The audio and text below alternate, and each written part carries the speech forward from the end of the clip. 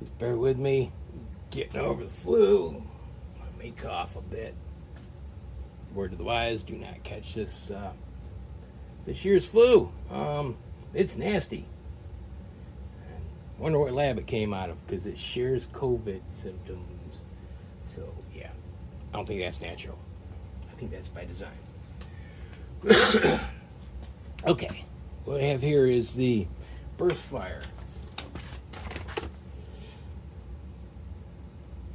2-in-1 induction case annealer and prep center. It's my birthday present to me from me. It was on back order for a long time from Midway.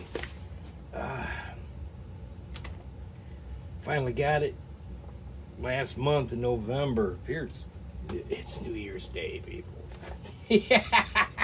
Yeah.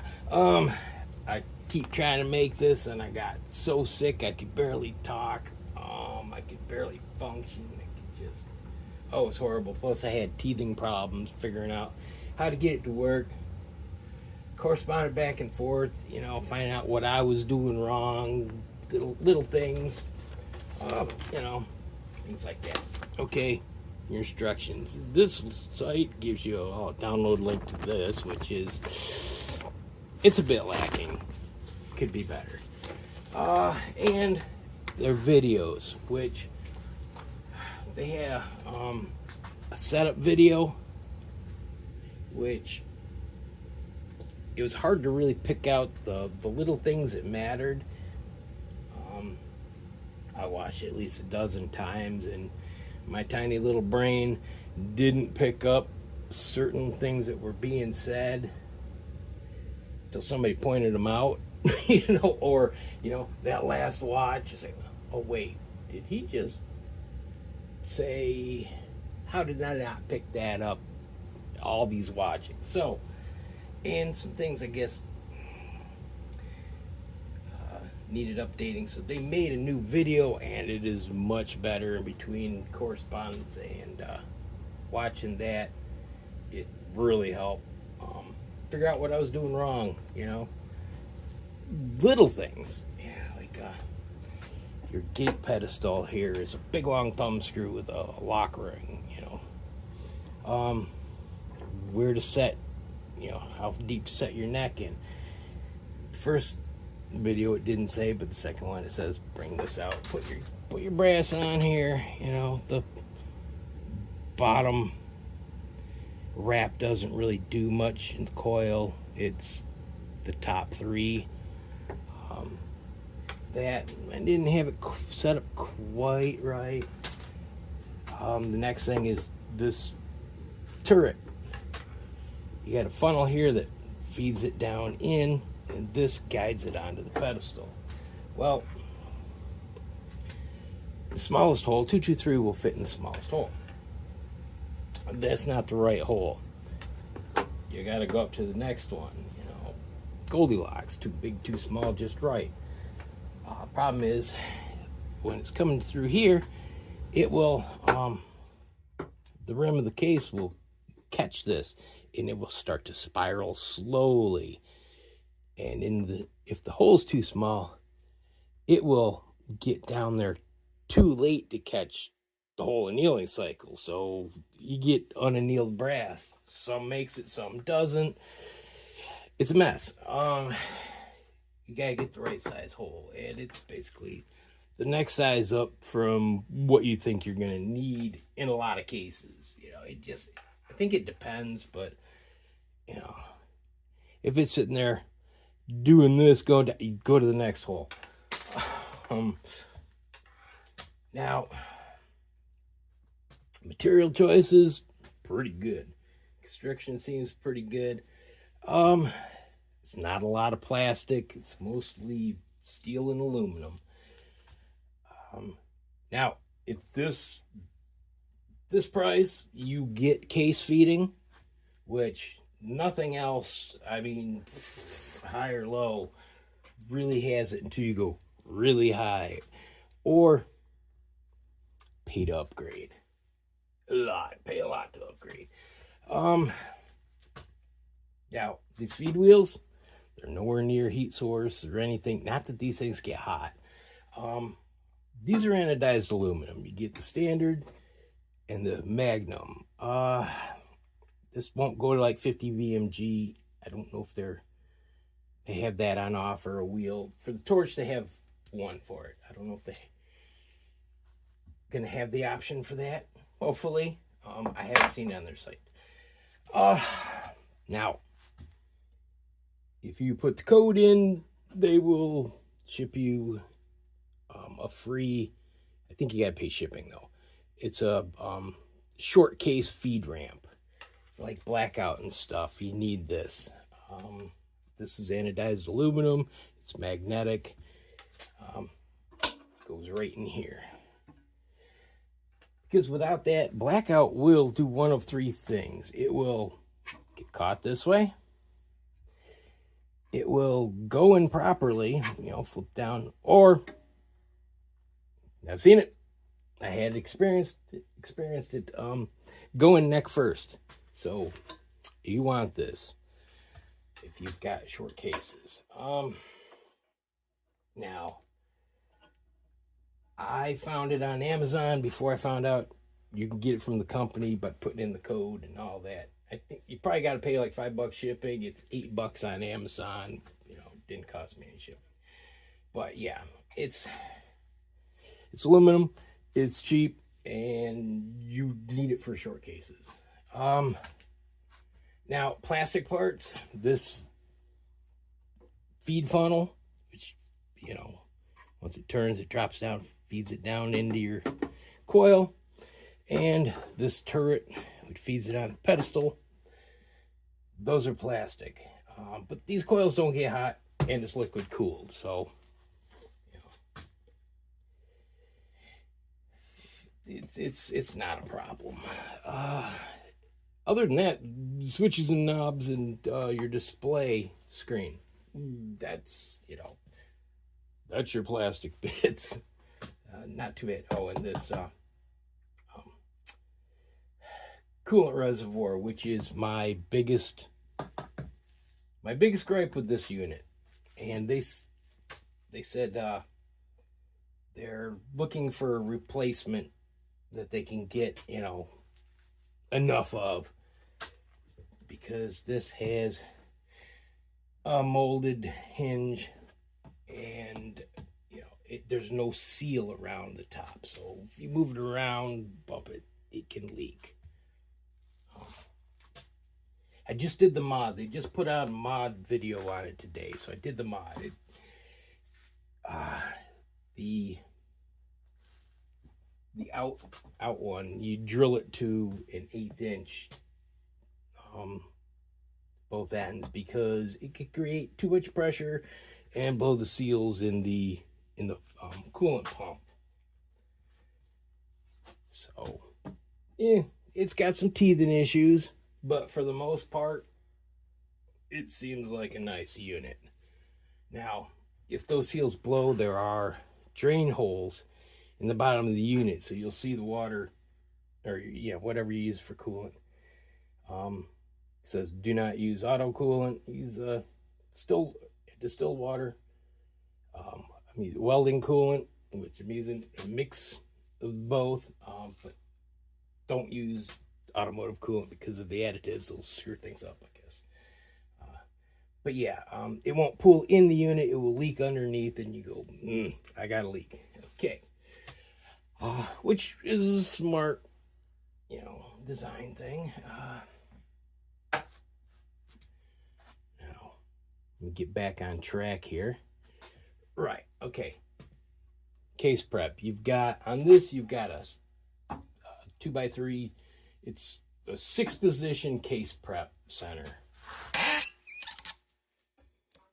Bring it in here.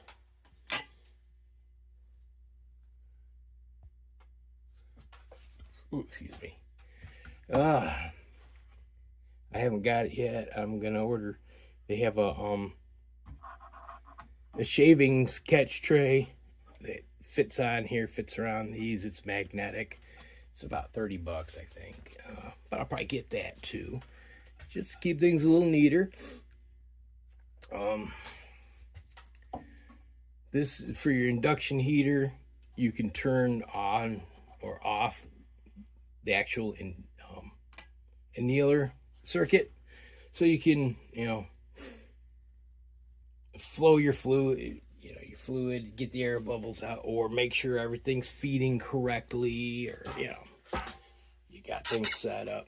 It's like they say, you put some in, make sure everything is, the case they're feeding correctly and all that, and got things set up right. And then you turn it on and you're annealing. I haven't had any issues feeding cases unless one gets sideways. Then there's an issue. As long as they're like this, I probably run a couple hundred cases through here, and I've had no feed issues except down here because I chose the wrong hole and a blackout before I got this. I just was testing it, not actually annealing it, and it's like, oh yeah, I need that. So other than that, I haven't had any problems, and I've filled it right up.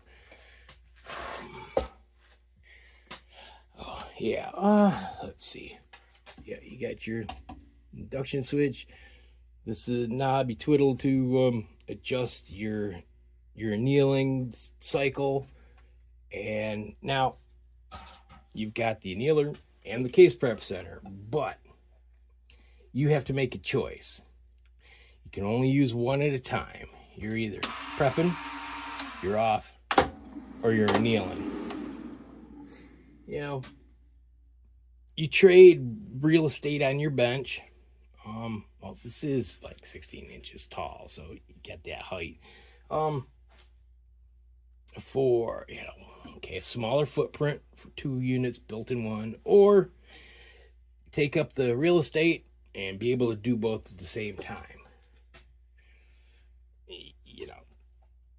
Decisions, things to take into consideration. If you don't have a prep center, like I didn't, and you don't need to do both at the same time, this is, fine.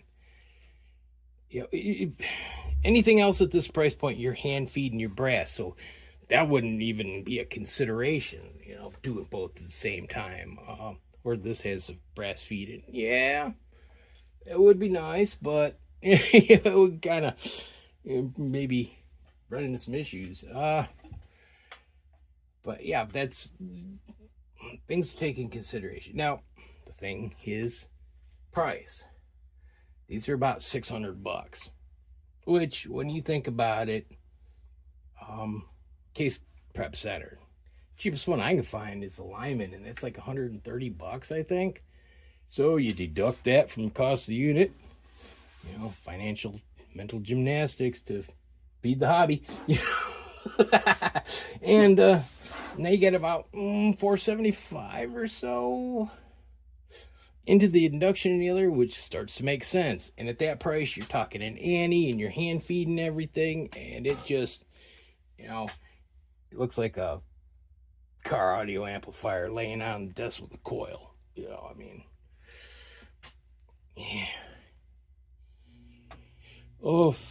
Yeah. So at the price range, there's nothing I've found that ticks all these boxes. The Annies are $5 something. Depends what coil you go with, different things, how much power. It all changes, but base price is about the same as the base price for just the annealer, and you don't get case feed. So right there is the selling point. Now the coil. There are 2 ways to make these coils that I know of. You got the single wrap, which there would be a staggered it just comes out, just coils down and goes in. It's just one layer. And then there is the dual layer.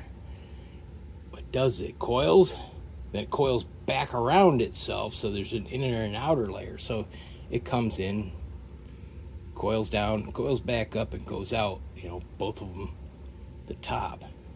And that is the better way to do it. It's also more difficult to make, but I guess it's supposed to be more efficient and more focused, and this is that. So, very good choice.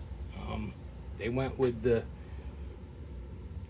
better option, which, yeah, a little more production cost, takes more copper tubing, or the heat shield,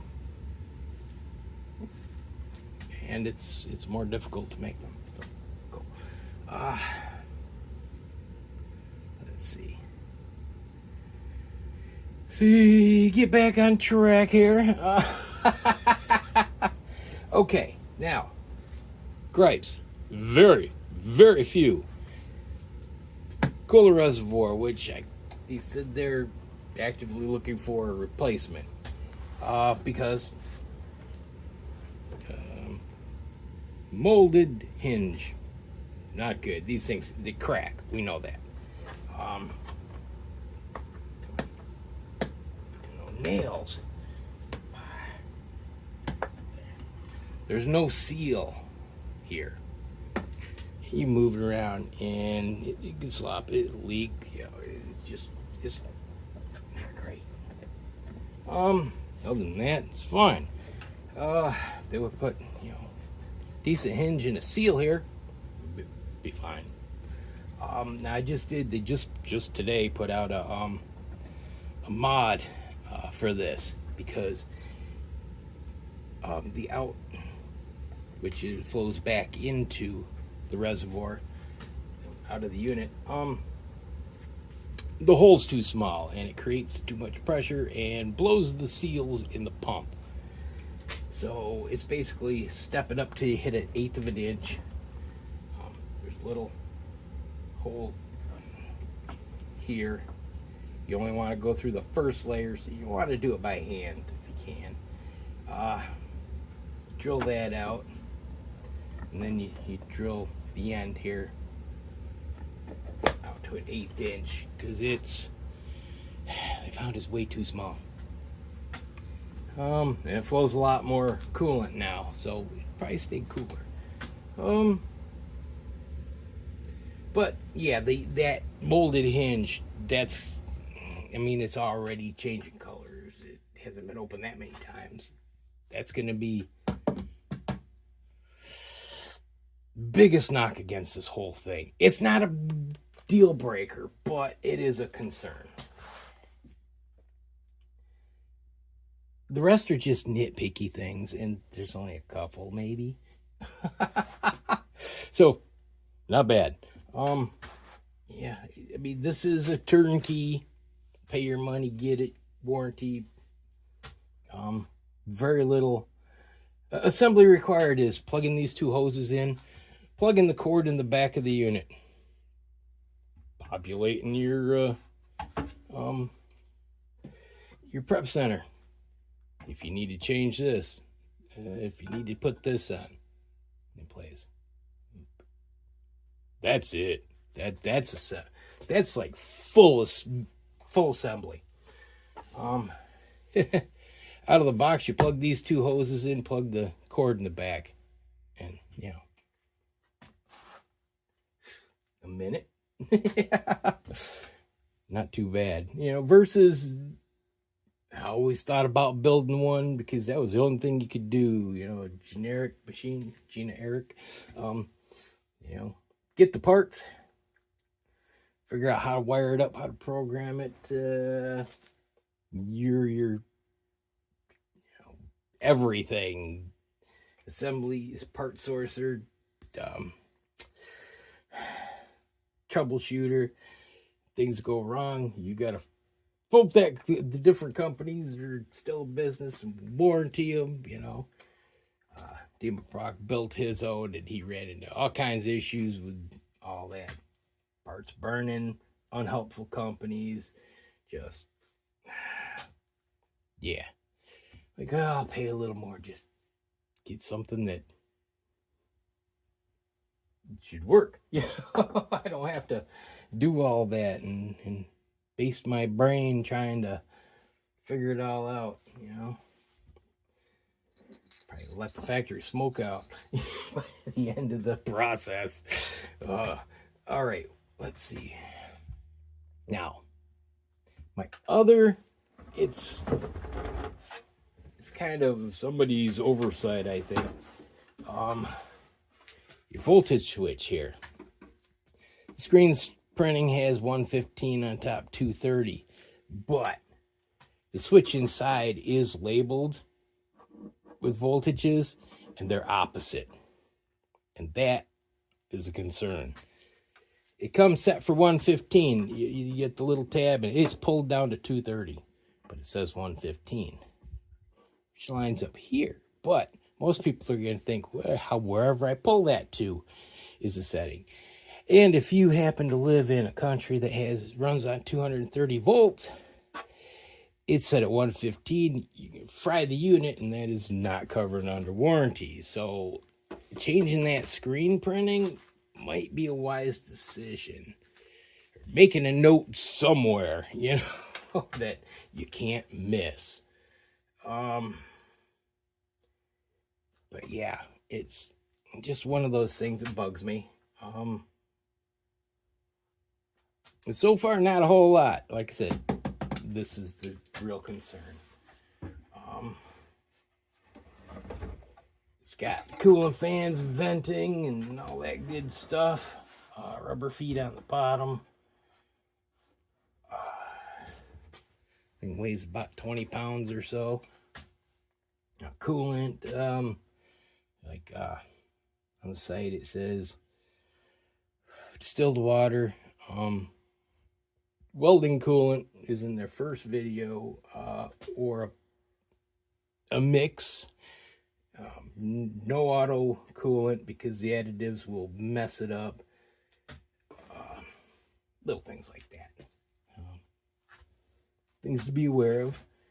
But let's see what we got here. Now this are theirs. So I'm not sure. It's probably a Lyman crimp cutter, military crimp. Theirs is different. It has different geometry and it cuts different. If you ever have where you run it all the way down and you put your gauge in and it still doesn't go in, you touch it to theirs and it does all its cutting right up here. I mean, you would think it's for the a large primer pocket. It is not. This is small. You can see the difference. It does its cutting like right at the top instead of way down here. It doesn't wait for it to get to the bottom. It just starts cutting. It does cut a bigger area, but it works really nice. So if I get one that doesn't pass here, I'll touch it here and it'll pass. This is pocket uniformer. I bought the other kit to get these. Chamfer and deburr.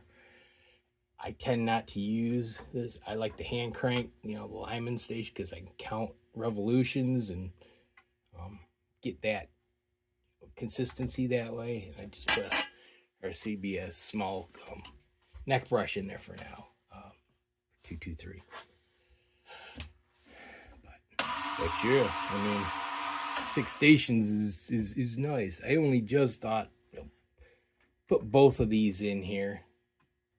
If it doesn't pass the standard one, which usually they do, but you get some that do not. And, fix it. Yeah.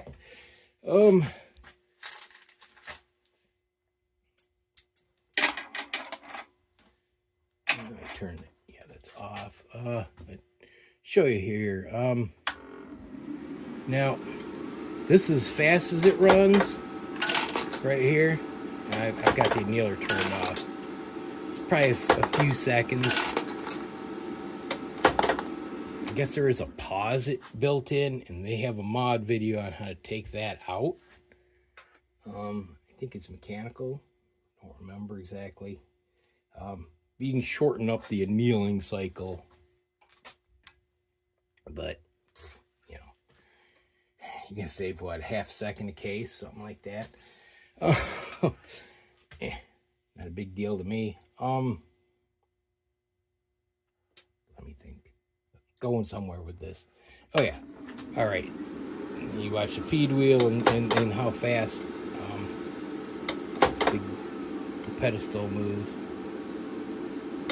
As you go down for bigger cases and thicker brass, this one stops running at about 5 or so. Yeah. I mean, at 6, it just barely moves. It's very slow.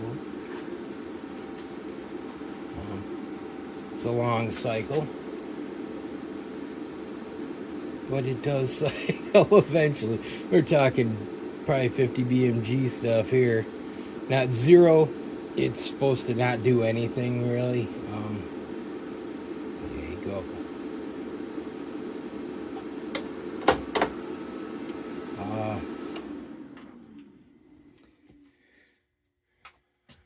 But yeah, I mean, so far it's been a pretty good unit. Let's see if we can something happening here. It'll show up on camera. Yeah. Here's what happens when they go sideways, and that goes counterclockwise and just pinches it right there, and then you gotta get it out, remove the wheel, or it'd be nice if there was a way to, release it so it would backtrack, but that would probably screw with timing, and that wouldn't be good.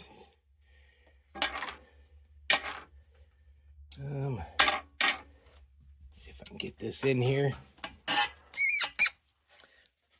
not interfere with the wheel, and I've tried this before, and sometimes the annealing circuit will cause the video to go crazy. Let's see. Oh, I know what I need to do. Let me get this set right first. It's off. Now, turn it down.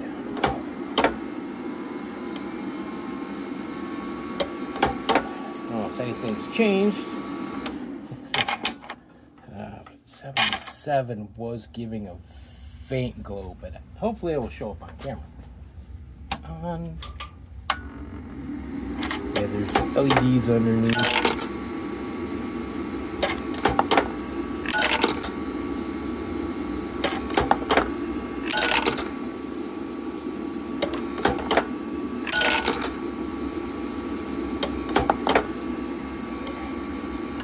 Hopefully that was enough to show something. I'm not going for a deep glow because I have over annealed some. Just wish someone made like a rock wall hardness tester that fit in like a neck gauge, like a neck micrometer. If you can get something similar, you got to modify them, and they're expensive if you can't find a cheap used one. But anyway, oh crap, where'd I put I had a little thing to grab these. Ooh, that one's nasty, but if you can see, they have changed colors. They are hot. Now, if you watch their first video, they say, small cases, you start at 90 to 100 and then adjust down. You work down till it's down in number, till it glows. Larger cases, 80 to 90. Well, he told me that they changed the power output, and so you got to deduct 10 from that. Problem was, is it 100, like 17 Hornet or something, small cases? They weren't surviving, so they had to adjust things. bringing down the power output is probably, you know, good call. You know, it's probably the easiest thing to do. Because if brass isn't surviving at the, you know, the lowest setting, people aren't going to be happy. You know, because you can't go lower than the lowest. So yeah, that's this unit. So far, pretty happy. They haven't been out long. Spring of 2025, maybe something like that. Early summer they came out.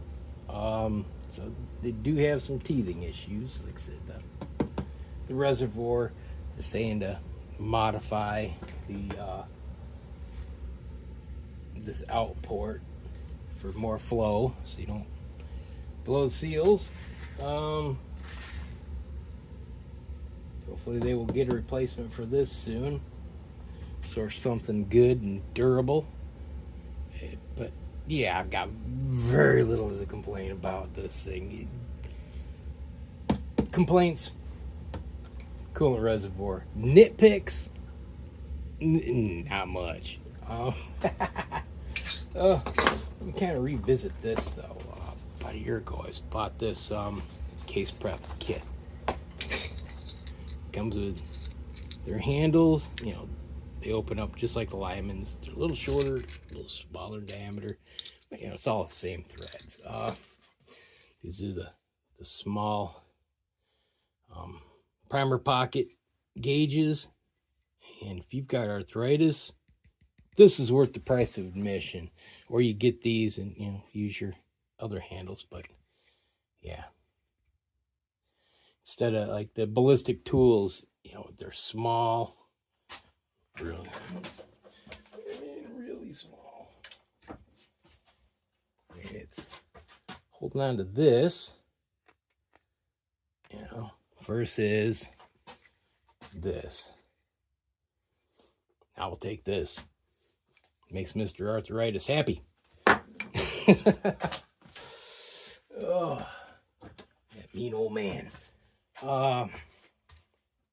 Said their crimp cutter has different geometry, so it cuts different. You may or may not like it, but if you have some that the standard one doesn't open up enough, you touch it on here and you'll be good. Pocket uniformers. Chamfer deburr, handles, a little case. This was like $50. Something like that. Yeah. Their stuff seems pretty well thought out, pretty well engineered. Little things. Oh, that's the other thing. I got it on here. Their pocket cleaner. Instead of a blade, it has this waffle cutter design. This works really good. It doesn't wobble back and forth quite as much as the blade, and it just scrubs it evenly. It does a nice job.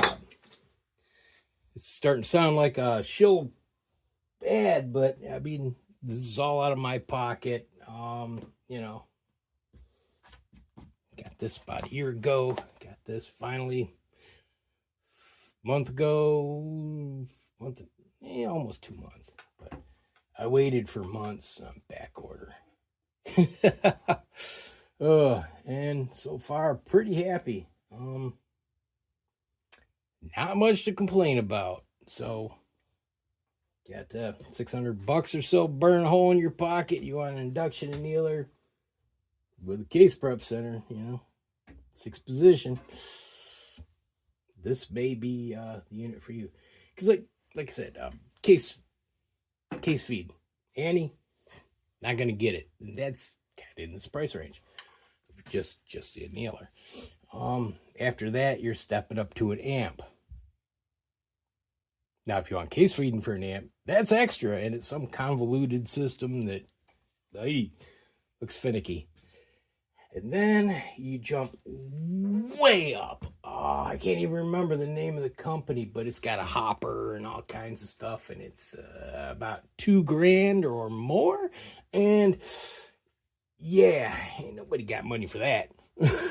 Okay, maybe they're the privileged few, but I sure don't. I had to just, go through the justifications here and subtract the cost of this from this. Makes sense now. Okay. Birthday discount. Allowing back orders. Hook me up. But yeah, for $600, it